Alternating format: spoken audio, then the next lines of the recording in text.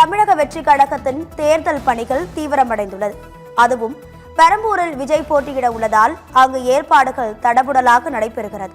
அப்படி என்ன ஏற்பாடுகள், விஜயின் அடுத்த திட்டம் என்ன என்பது குறித்து கூடுதல் தகவல்களுடன் நேரலையில் இணைக்கிறார் எமது செய்தி தலைமை சண்முகசுந்தரம். சண்முகசுந்தரம், வணக்கம். உங்க விரிவான தகவல்.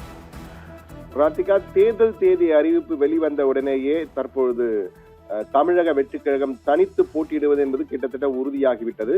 ஆனால் தேர்தல் ரேஸிலே முந்தும் வகையிலே தற்போது கள பணிகளை விறு என தொடங்கிவிட்டது. தற்போது நாம் பார்த்து கொண்டிருப்பது ஜவஹர் தெரு, பெரம்பூர், கொடுங்கையூர் அருகே உள்ள பகுதியிலே, பெரம்பூர் பகுதியில் உள்ள ஜவஹர் தெரு தான் இது. அங்கு விஜயின் தலைமை தேர்தல் பணிமனை. தேர்தல் பணிமனை என்பது பொதுவாக கட்சிகள் எல்லாம் தேர்தல் வேட்பாளர் அறிவித்த பிறகு தன்னுடைய பிரச்சாரத்துக்காக அமைப்பது.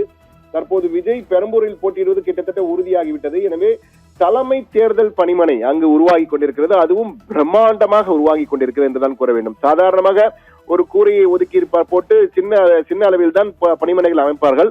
ஆனால் இது கிட்டத்தட்ட ஒரு கட்சி அலுவலக தற்காலிக கட்டிடம் போல உருவாக்கி கொண்டிருக்கிறார்கள்.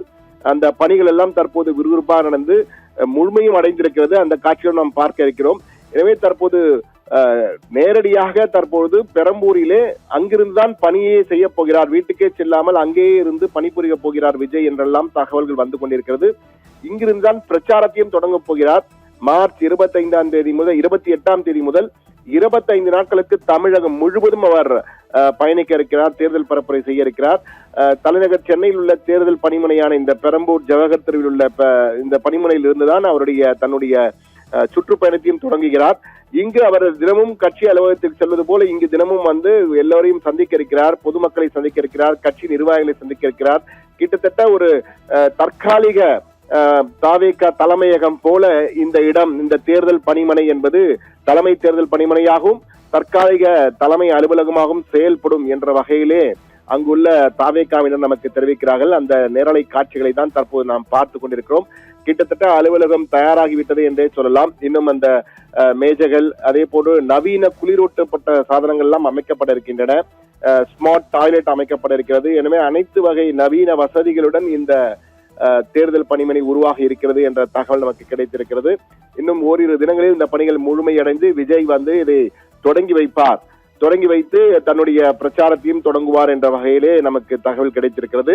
ஆனால் தற்போது விஜயை பொறுத்தமட்டே தலைநகர் சென்னையை குறிவைக்கிறார். அதாவது திமுகவிற்கு ஓபன் சேலஞ்ச் என்ற வகையிலே, என்றால் சென்னை மாநகரம் என்பது திமுகவின் கோட்டையாக சென்னையை பொறுத்தமட்டிலே 16 சட்டமன்ற தொகுதிகள் இருக்கின்றன. இந்த 16 சட்டப்பேரவை தொகுதிகள் என்பது தமிழகத்திலே பெரும்பாலும் திமுக தான் வெல்லும். ஒரே ஒரு முறை மட்டும்தான் அஇஅதிமுக சமபலத்துடன் இங்கு வெற்றி பெற்றது. ஆனால் பொதுவாக சென்னை என்றாலே திமுகவின் கோட்டை என்றான் கூறுவார்கள். எனவே இந்த முறை தாவேகாவின் முக்கிய நிர்வாகிகள், கிட்டத்தட்ட 70% முக்கிய நிர்வாகிகள் சென்னையில் தான் போட்டியிட போகிறார்கள். அதற்கான தொகுதிகளையும் கிட்டத்தட்ட முடிவு செய்துவிட்டு அதற்கான பணிகளையும் தொடங்கிவிட்டார்கள். விஜய் பெரம்பூரிலே போட்டியிட போகிறார். யார் யார் எந்த இடங்களில் போட்டியிட போகிறார்கள் என்பதை தற்போது சிறப்பு வரைகளில் நாம் பார்க்கலாம். விஜய் எங்கு 2 தொகுதியில் போட்டியிடுவது உறுதி என்று கூறியிருக்கிறார்கள். ஒன்று பெரம்பூர், மற்றொன்று திருச்சி கிழக்கு.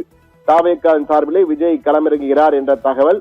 அடுத்ததாக நீங்கள் பார்த்தீர்கள் என்றால் கட்சியுடைய பொதுச் செயலாளராக இருக்கும் ஆனந்த், புசி ஆனந்த், ஆனந்த் தியாகராய நகர் தொகுதியிலே களமிறங்குகிறார். அவரும் அங்கு இலவச குக்கர் எல்லாம் கொடுத்து தன்னுடைய பணியை தொடங்கிவிட்டார். குக்கர் 100 கட்சியின் சின்னம் என்றாலும் இலவச எலக்ட்ரிக் குக்கர் கொடுத்து தன்னுடைய களப்பணியை தொடங்கிவிட்டார் புசி ஆனந்த்.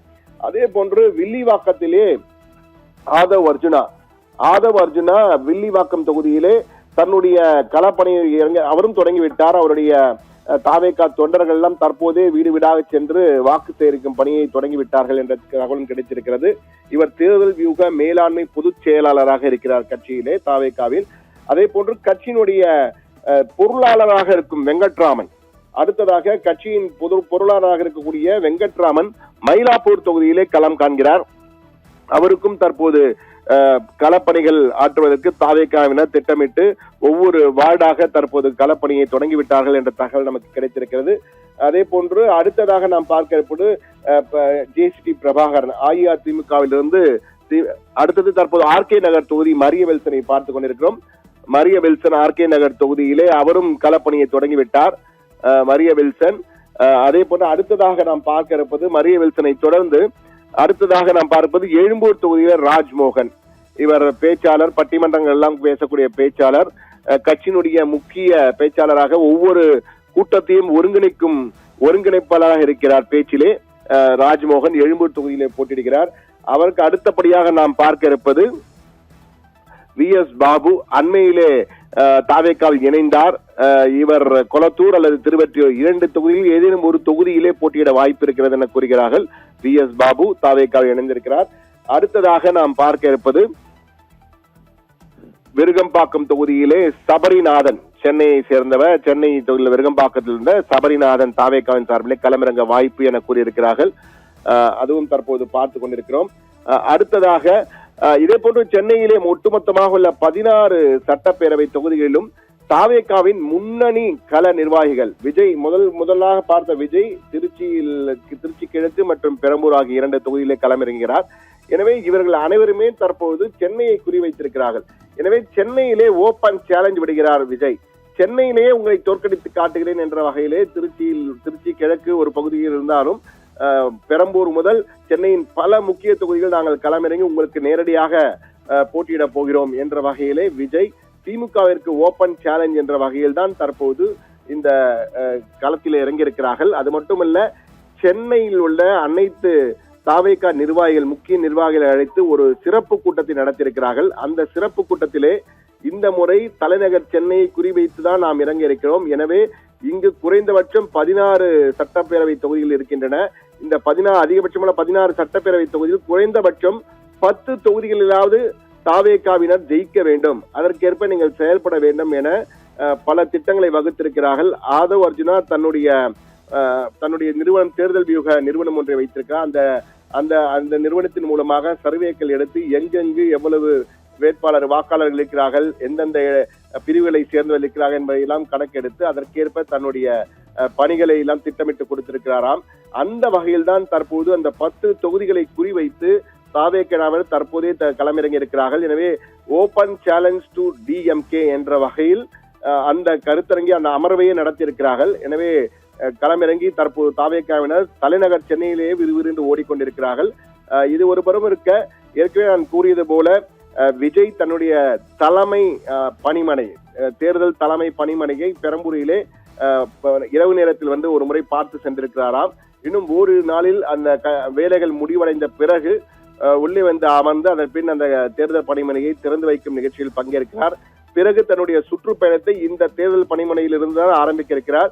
இந்த தேர்தல் பணிமனை என்பது சாதாரண பணிமனையாக இருக்க போவதில்லை. வெறும் நிர்வாகிகள் செல்வதற்காக மட்டுமல்ல, விஜய் அமர்ந்து தினமும் இங்கு நிர்வாகிகள் சந்திப்பு, பொதுமக்கள் சந்திப்பு, ஒட்டுமொத்தமாக பிரச்சார வியூகங்கள், திட்டமிடுதல் பணி போன்ற அனைத்தையுமே இங்கிருந்து செய்ய போகிறார் என்றும் தகவல்கள் வந்து கொண்டிருப்பதால் பெரம்பூரில் உள்ள அந்த ஜவஹர் தெருவே பரபரத்துக் கொண்டிருக்கின்றதான் கூற வேண்டும். ராதிகா.